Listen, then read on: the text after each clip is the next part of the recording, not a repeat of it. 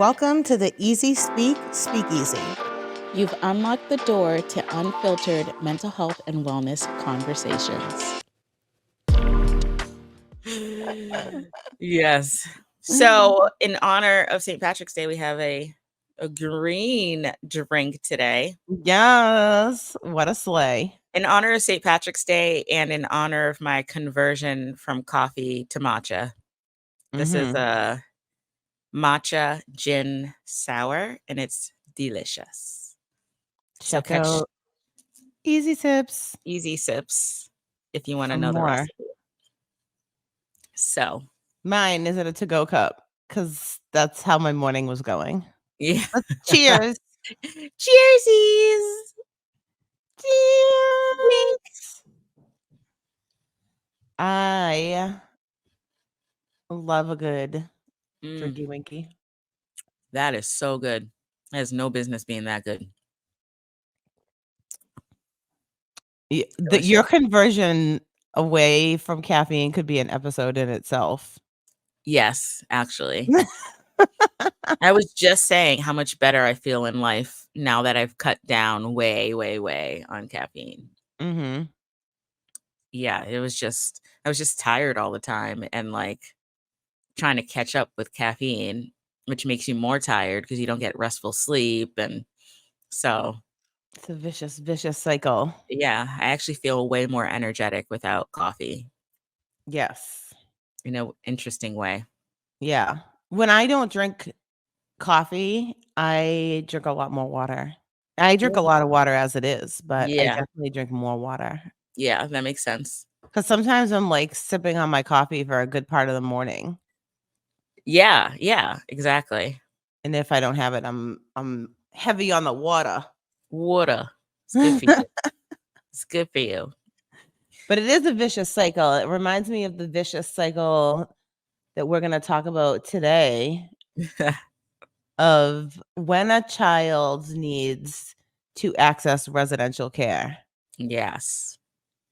And boy, oh boy, it is a vicious cycle in a lot of ways because there are, with most things, pluses and minuses. Yeah. To this level of care. Yeah.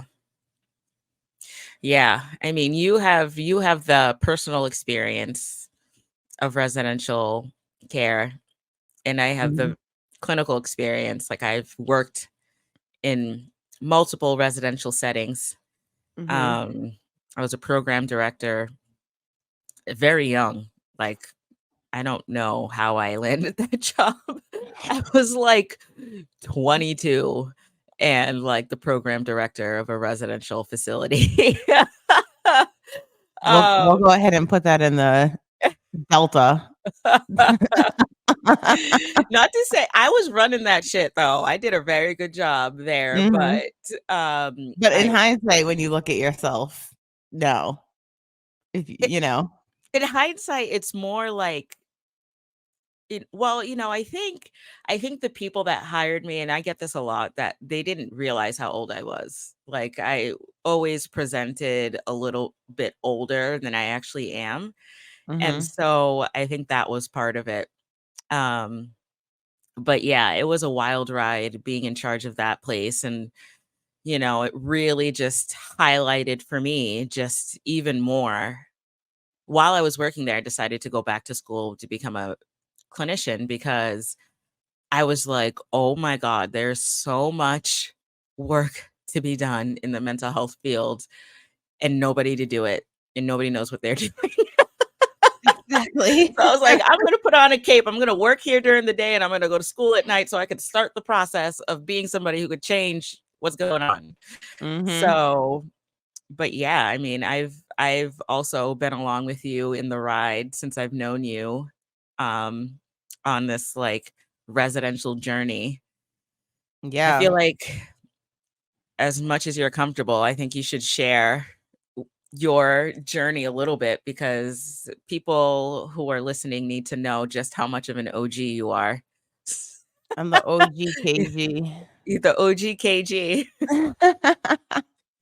And also that after I had been swimming in the waters in my own personal journey that I then worked for the Commonwealth of Yeah. Massachusetts, overseeing a very large amount of residential cares through the lens of family-driven care Yeah. and assessing for how good or not so good the family-driven practices were within these residential settings, and providing feedback always, and at times, depending on how things were going, Yeah. helping these programs to do a much better job at including families in their care while their children are receiving treatment at a residential facility, not Yep. living there.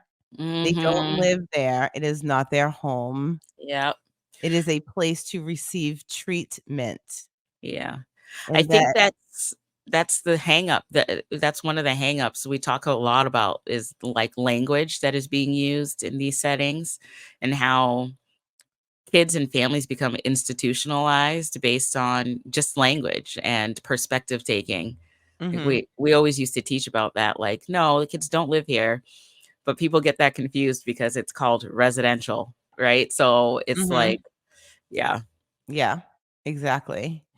So, yeah, I think, without getting too much into, like, the weeds in my own story, I'm sure through this conversation I'll add other bits and pieces, but yeah, we started our journey in residential care at a very young age. By the age of 7, we were receiving residential treatment because it was my son's mental health needs were so I don't like to use the word out of control, but from the outside to outside people, it looked like they were out of control because he was very behavioral and has and still has the ability to shut down a room mm, whenever he feels mhm, like it. mhm, And it was very difficult as a parent to implement the type of ongoing round the clock intervention and treatment and still maintain the role of mom to him and to my other child. And at the time, I was married, so being a wife and working full time and all of those things. I prior to him going to residential treatment, I was getting called to school every day, and he was in like a full inclusion program.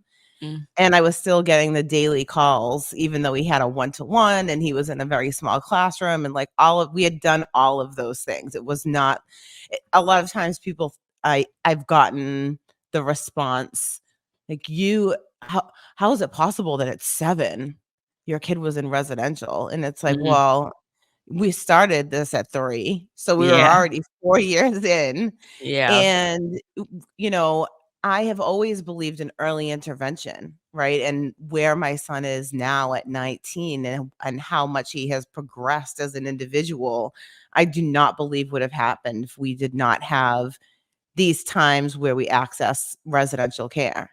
But yeah, it did not make my life as a mom easier in any way. Like, yeah, there was no day in my life like the day that I pulled out of the parking lot mm, without him with me. mhm, You know, even though there was so much consideration and care and planning and all of those things, yeah, like leading up to that, he had been in a hospitalization, and he was going on his 4th month in the hospital consecutively wow, because he was continuing to reach that level of care, yeah, and that's not sustainable, right? Like, yeah, no, yeah, we don't live in hospitals, right? yeah, yeah, Like, we're families, we're children, mhm, and so he wasn't being educated. He's missed so much education because of hospitalizations, mhm, and I was done with that, right? He was yeah, falling behind, and he was still struggling, and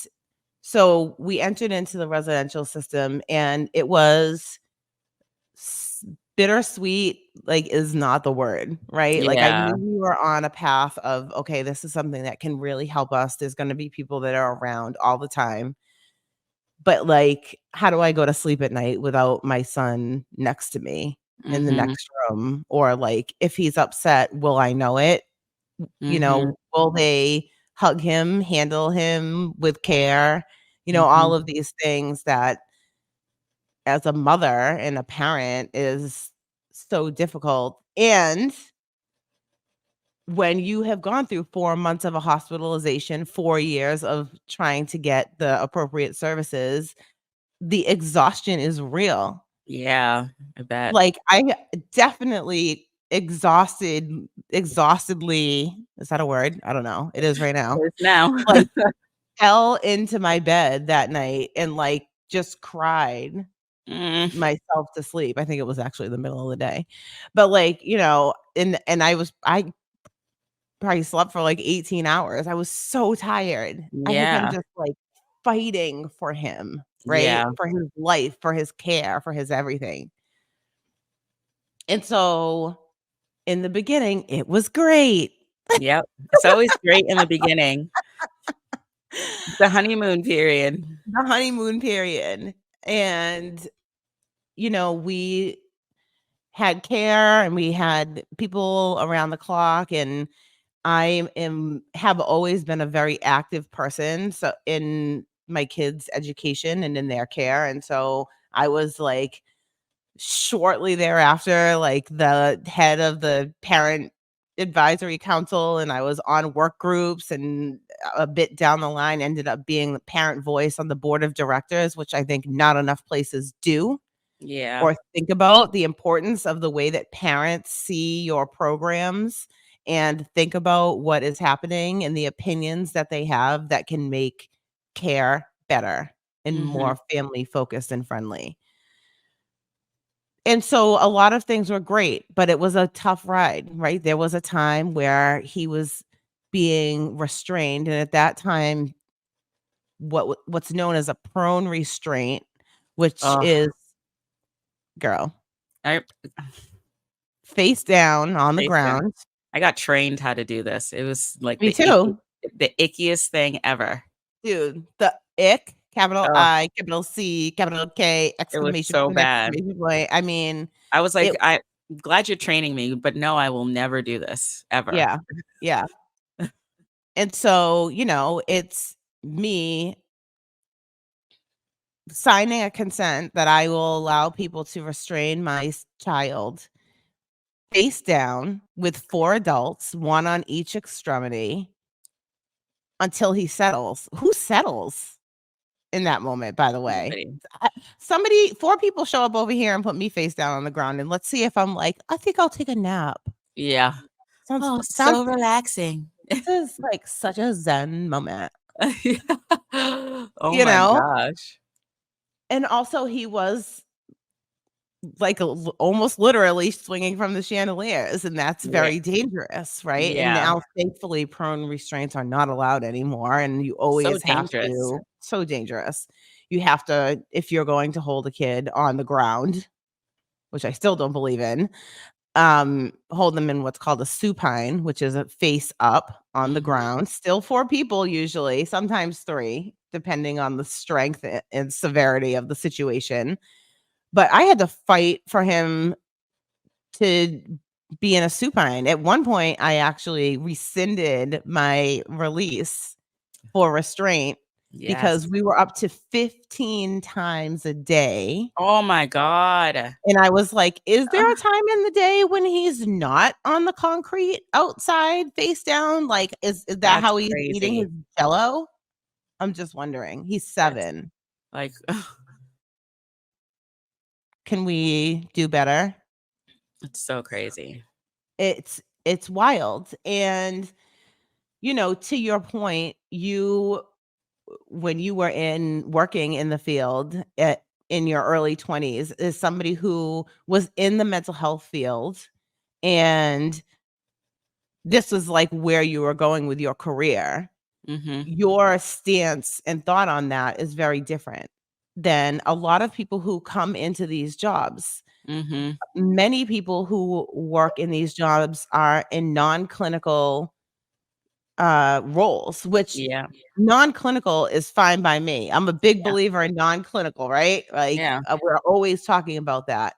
But Yeah. I do think that it's important that we screen people for what their level of interest and passion and care Yeah. for these kids, and a certain amount of training needs to either be provided or they need to come to this job with that, because what happens now is, like, if you're over 18 Yep. and you're physically capable to work as a quote unquote residential counselor, you essentially get some training about what the program is, what the kids generally are like, and the vast majority of the training in my experience has been based on restraint, how to Yeah. restrain kids, how, they call these trainings de-escalation, which I was part of gonna them say, is yeah, I was gonna say, oh yeah, you mean the de-escalation trainings yeah, part of where they them teach is you how to yoke up a child? yeah, de-escalate them by putting them in a chokehold. No, I'm just kidding. Listen, it's one Mhm, of those things. It's like, historically in the US, and I think probably in other places, the mental health system has had a lot of like inhumane aspects to it that has slowly kind of come to light as society has evolved. The residential program that I was in charge of was the product of deinstitutionalization, which happened here in Massachusetts, where they closed down all of the state hospitals partly because of all of the horrific things that were happening to people in those settings. Because like you said, there's not a whole lot of vetting that goes on. It's really easy to get hired in the mental health space, especially in residential treatment. The turnover is so high, the mhm, pay is low, the training is minimal, and oftentimes you get people in these roles who have their own mental health challenges, their own traumas that they're working out in that environment with the power dynamics that are at play. And so, historically, we've seen like a pattern of just like horrible things happening to people who are in places where they're supposed to be getting treatment. Like you said, these are places for treatment. And so, you look at the brochures, you look at these places you go visit, and it's like, oh, okay, like I can see what they're doing here. But then once you get into it, it's like, whoa, like crazy. That mhm, that program that I was running was adults with severe mental health and like psychosis, schizophrenia, lots of different like really severe mental health challenges. But then when I was training to become a clinician, I went to work at one of the local agencies here that has residential treatment for kids. And I think I might have mentioned this in a different podcast, but like it was traumatic for me. Like, I couldn't stay there very long. I had, to complete, like, a year-long internship, and they actually tried to hire me, and I was like, No. Like, I can't work here for real."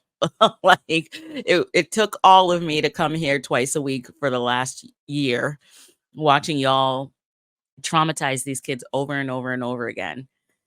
So, yeah, I mean, I think a lot of what you're describing, unfortunately, is not uncommon. mhm, You would think it would be like the rare case or like the thing that happens every once in a while, but it's really not. And mhm, it's really challenging. I mean, I've also never been in a situation and this could and I've worked in a lot of like high stakes situations. I've been on inpatient mental health units. I've been in residential care. I've been with the client who is psychotic and has voices telling them to, do something horrible to whoever's in the room. But like that de-escalation aspect of it is also kind of, I think, like a gift. That not that like people can't learn it, but it's not like a one-time training sort of a thing. It's an every single day situation where you're honing that skill. because despite me being in all of these dangerous situations, I've never had somebody go like over the top with me. And that's because I remain kind and I remain patient. And if they're screaming, I'm whispering and I'm trying to like modulate everything so we can get back to like a level of respect and understanding that every human being deserves. But, you know, because of all the things I said before, I just feel like it's really challenging for that to be the status quo.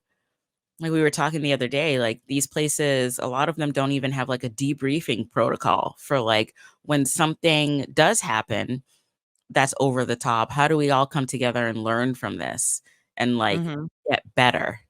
Mhm. It's more, Yes, and this was something that we still advocate for, but really, because we've had great care, we don't have situations where hands-on is happening anymore, thank God. mhm, But at the time, I was requesting debriefs to happen every time, yeah, like, "What happened?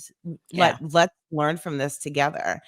And it's something that doesn't happen frequently, and it's important that it happens, and it happens soon, within 24 hours, while people's memory is fresh of what yeah, happened. The human brain is very good at changing details. yeah, Right? And while people still have, usually there is an emotion that is attached to that, right? Somebody is burnt out, or they're frustrated with a kid, or a kid is frustrated with a particular staff, and that might be the staff that they're constantly going at, and that staff is tired, right? And these are legitimate things. Like, we know that this happens in care. It happens in regular hospitals, right? When mhm, somebody's being treated for a heart condition and their stress and anxiety, they take it out on the nurse, right? We hear mhm, about nurses being attacked and verbally abused by people all the time, right? yep, Because their patients are in high stress situations. So it's not just in these types of environments. It's part of the human condition in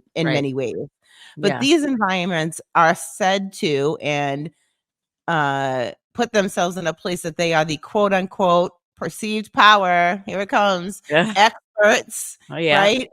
In child mental health, right? yeah, And in yeah, helping kids to leave better than they came in. And so if we aren't debriefing and we're not including families or caregivers in some way in those debriefs and helping people to talk through all of these, like, we're missing huge opportunities for learning, and yeah, we're missing huge opportunities to do better by kids and families and the yep, staff. I mean, it really helps overall programmatically for people to talk about these things instead of going home at the end of the night and talking to their friend or their partner or whoever, but never really going through a process of, like, what it was like to hold a kid that's 7 years old for 20 minutes on yeah, the ground face down.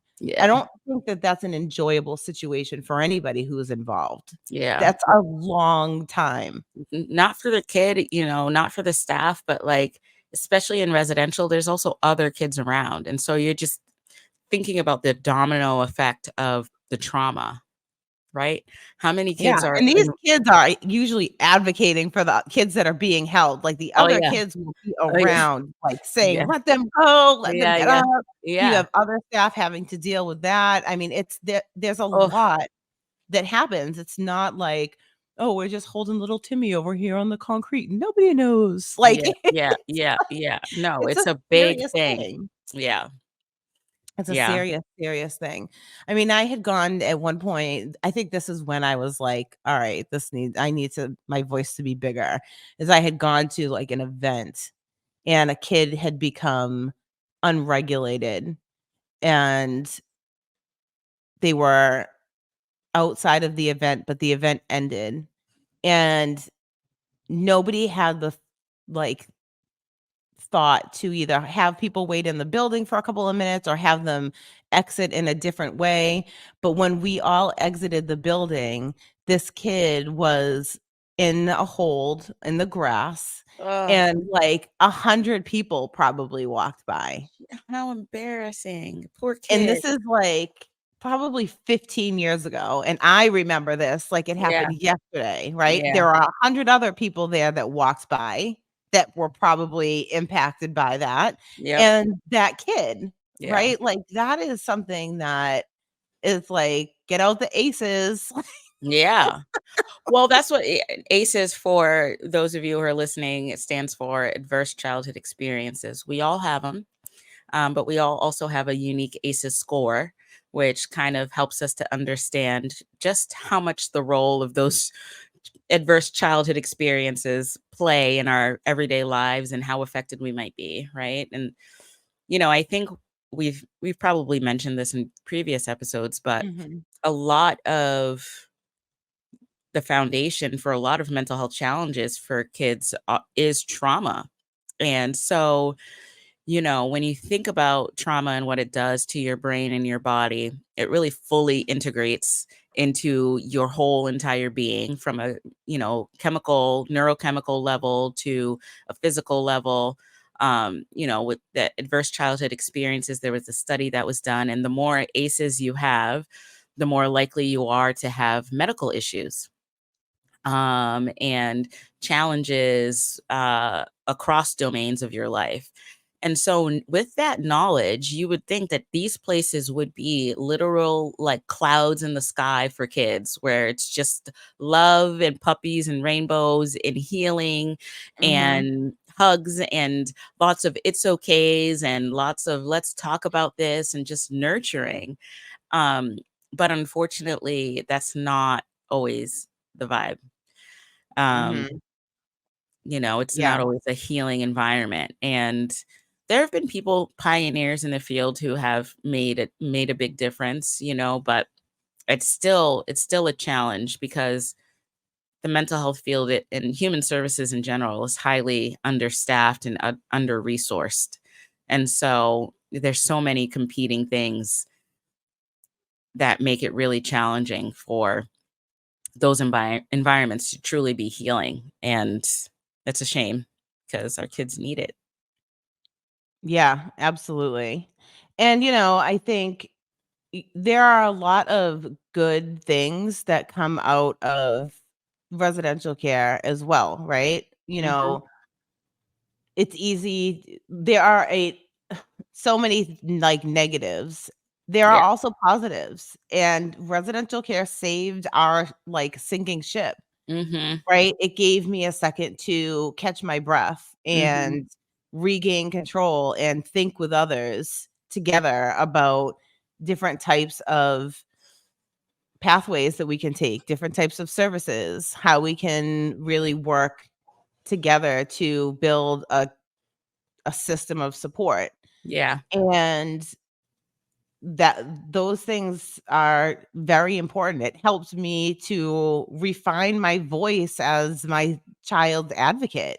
I learned so much about what this kind of treatment looks like, and I met so many different kinds of families. It was a very defining moment in Yes. terms of my career Yep. because I definitely saw, as somebody who was able to be there, had transportation, could get there, Mhm. had a very flexible schedule, Mhm. um, be on the board of directors, be the chair of the parent council, attend parent support groups that happen on the campus, right? Like that was if 40 minutes in either direction, depending on traffic for every time I did one of those, on top of the times that I was just going to spend time with my son or pick Mhm. him up to go and do something fun or come home for the weekend or whatever the case may be. Like I Mhm. was putting the miles on the car, but I Mhm. had the ability to do that.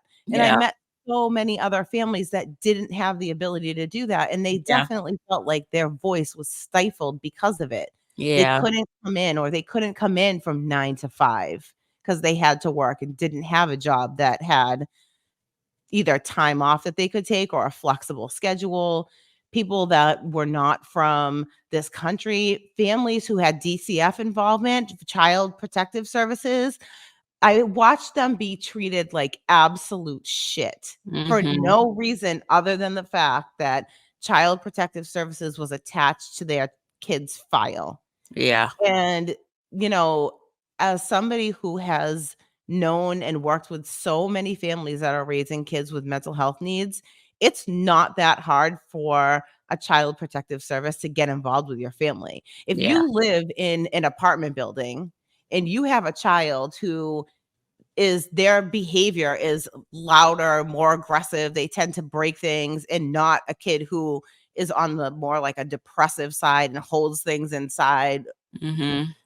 And you have a neighbor who calls the police every single time that your kid throws something or makes a noise or yells at you or something like that, like, you'll have DCF at your door real fast. It's true. And that doesn't mean that you're not doing an excellent job as a parent. And any Right. parent who's in that position that's listening to this right now, I want you to know you're doing an excellent job as a Mhm. parent, Yeah. because we can't control that, right? Like, Mhm. we're working to control it. You try to be aware of all of those things because you know that that is a very real and valid fear and concern, Yeah. that not only that DCF could come, but that they could remove your child, Ugh. right? And how that goes is really out of your hands. So it's and by the way, like, most parents have no clue what they're doing. Like, I Yeah. didn't know what I was doing. Yeah. I was just Yeah. like, "Oh, what? He's not acting like every other kid," right? And everything else was self-taught. There's yeah. Everything everything else from there. Yeah. There's no And manual. so, there's no manual for parenting. There's definitely no manual when it comes to mental health.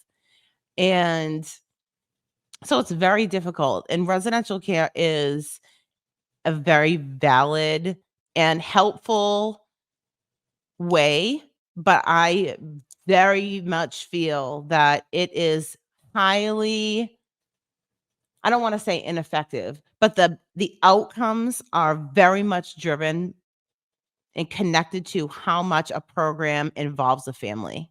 If Mhm. a program does not choose to involve a family, it's almost impossible to talk about outcomes. It's almost Yeah. impossible to talk about transition and discharge and what that plan is going to look like for that child to go home.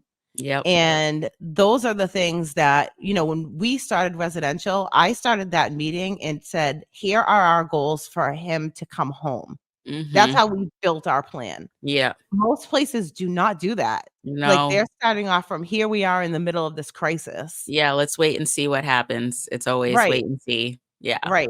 And I've always operated and made the team operate from a place of, like, we're shooting towards a goal that is not here.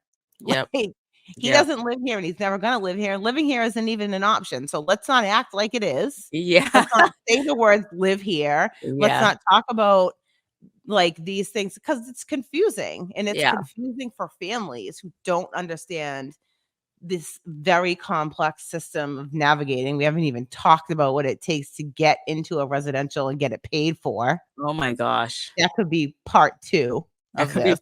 literally. And I just so, yeah. you know, so, you know, we went through that residential, and then we had a hospitalization, and I chose not to go back to the residential because even though we were in a hospitalization, it was more for medication. Mhm. So then he went to a out of district day school for a long time. Mhm. And that went great for years until the pandemic hit. And I then that was remember. really hard. Yeah. And so, now we're in a situation where he's more in an independent living residential program. Yeah. And I'm trying to sort of, like, fast forward a little bit because I just want people to understand, like, the lifespan of what it can be like if your kid accesses residential care. Like, it's not forever. We had Yeah. years and years that he wasn't in residential. Mhm. And then now he is in a residential program to obtain the skills for independent living, Mhm. right? And because of hospitalizations and because of residential care and because of 15 holds a day and all of these things, been a huge lack in education. Yeah. And so his access to typical education and typical day-to-day living on his own has been very different from what it would have been like if he didn't have mental health needs and went to a public school or even a private school and had different opportunities to learn from other kids around him. The Yep. other kids around him that he's learning from have significant struggles, Yeah. right? Yep. And so this is a conversation that I have to have with him all the time is you don't want there's not like a peer group, right? Like when your Right. kids are in school, you try to help steer them to peer groups and others that are like them Yeah. to work, move along with through the world in their journey, right? And as they Right. grow, they choose different groups and we steer our kids, right? And we're adjusting. In these environments, all of these kids have challenges. And so you want them to have a peer group for now, Mm-hmm. but this isn't necessarily the type of peer group that you want your kid to be fully surrounded with for their entire life, right? I want Right. my child to have kids around him as they're entering into young adulthood right now and adulthood that are typically developing and are the high achievers and kids who struggle through school and have that diverse population. Yeah. And that's a conversation that people don't have. And so these are the points of residential care where I feel like if you don't involve families intentionally and ongoingly, that kids lose in the end. Yeah. Because where do they go at the end of the day where they either turn 18 and they're like, I'm not entering this program because it's been traumatic and I'm not staying here another minute. See ya. Yeah. Right? Or they choose to be in a program, but if things aren't going well all of the time. And so you have to have families involved all the time, even if it's not the kid's family. There are some kids that are there because they've been removed or they've lost parents or horrible things have happened. Yep. So it's that much more important that other families are involved because they're speaking to the system of care that is housing and handling and treating those Mhm. other kids that don't necessarily have a caregiver or a parent that can show up to the IEP meeting and help them. Yeah. And which makes me think about our wonderful psychological enhanced response liaisons because, Mhm, as you're talking and as you said, you have a lot working for you to help you to be in a position where you're able to advocate. You're educated, you have the means to be able to show up and be there and make sure that your son also knows what his rights are, right? That's also part of the process is, mhm, a lot of people who get caught up in the mental health kind of vortex lose a lot of their autonomy, whether they're the person receiving the direct service or the family, right? And um, we have always thought of mental health treatment as just that temporary, right? Like let's strengthen the permanent infrastructure in a child or family's life so that they can better handle whatever comes their way as life goes on. Life is hard, life is stressful, there's always going to be challenges. Um, but let's not rely on a fragile system, a mhm. fragile and overburdened system to make it through our lives always. And so, I think a lot of times people don't have that level of empowerment. But, through our Pinnacle Pearl program, we really strive to make sure that people are empowered and educated and equipped with the knowledge and resources they need to be able to navigate these types of challenges effectively, to know what their rights are in every setting. Little things like rescinding the permission for the holds, right? Like how many families did that? You're probably the one and only. Oh, I set that canvas on fire when I Yeah. did that. They were Yeah. like, "She did what?" Yeah. Yeah. People don't know they can do that kind of a thing, right? They just Right. think like And you can make power moves yes. from your little place as a parent, which is e- not a little place, which is the exactly. point. Like You we are the experts on our children, and we have exactly as much, if not more power than any person who's going to float in and out of our kids' lives. We're the ones who Exactly. are here forever. Yes, we're the permanent fixtures, right? And so, yeah, so, I think anybody who's listening who may be having challenges, this is a scary conversation too, right? We're kind of casually talking about a big fucking deal Yeah. I'm, in like, people's talking lives. about it definitely from, like, Yeah. almost the survivor's standpoint. I Yeah. haven't fully survived yet, people. Who Yeah. knows what another podcast could sound like.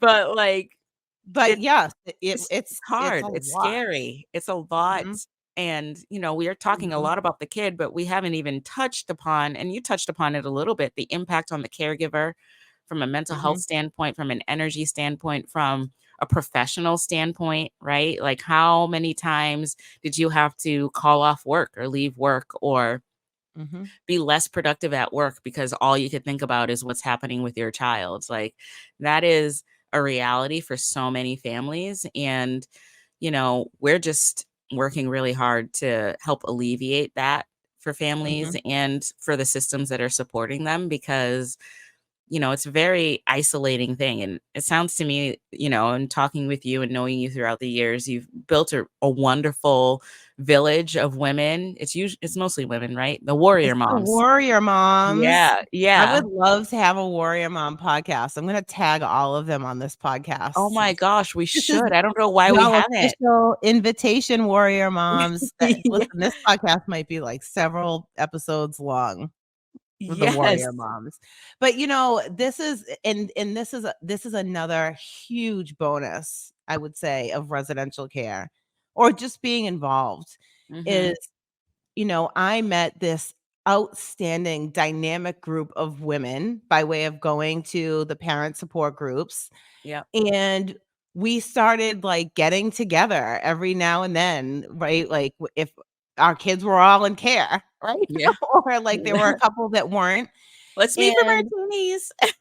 exactly. We would get together and we would have wine and we would, like, bitch about the program, right? Yeah. And, like, everybody understood. Like, it Yeah. was like there was not another place where I could, like, I couldn't call anybody and complain about what was happening with whatever feeling I was having, valid or not, right? Mhm. Yeah. Yeah. Without, like, having to first talk for 20 minutes to set the stage for what it's Yes. like, The right? context. And Yes. so for them, it was like we would just show up and just immediately we'd be talking about whatever it was, Mhm. right?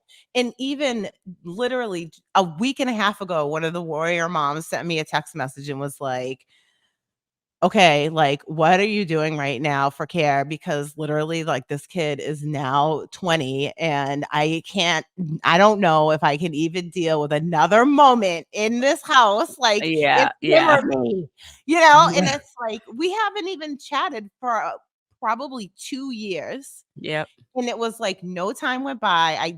She didn't need to send me any kind of a like, "Hey, how's Hey, it how going?" are you? Yeah. Like, Yeah. I already Yeah. know, girl, I already know, Yeah. right? It was like, "Oh, here's what we're doing."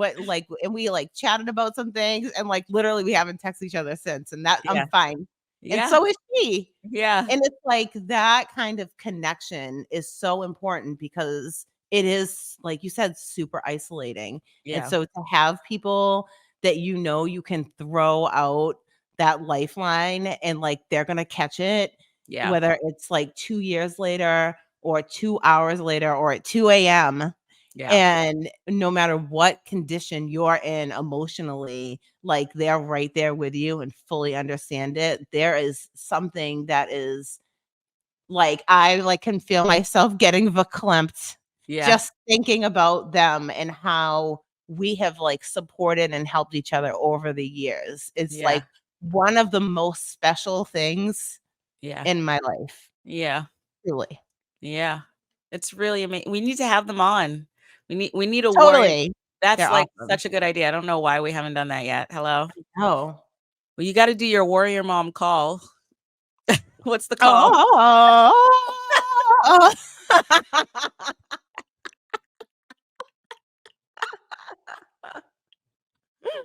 What in the Xena?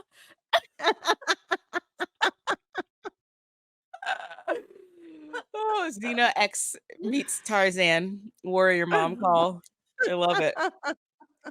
It's this matcha martini, girl.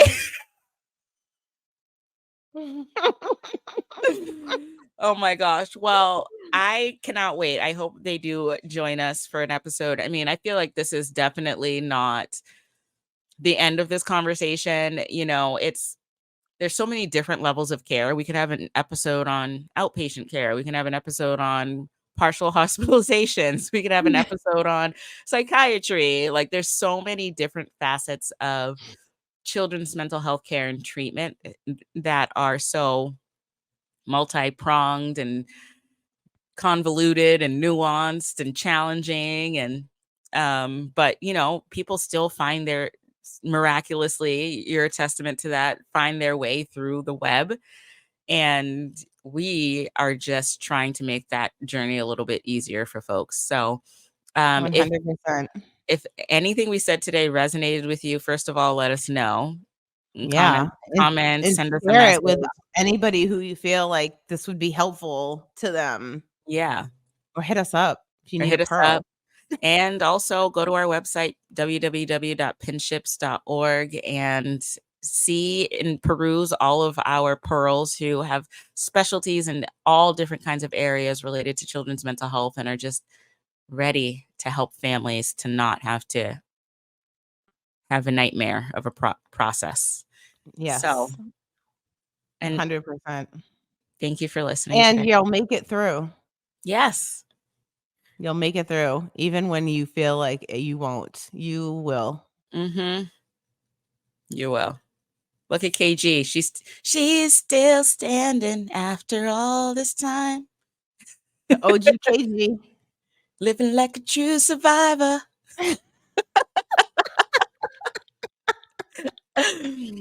I know that's like I think Elton John, but all I can think about is the movie Sing. Oh my God, yeah. When they sing that song.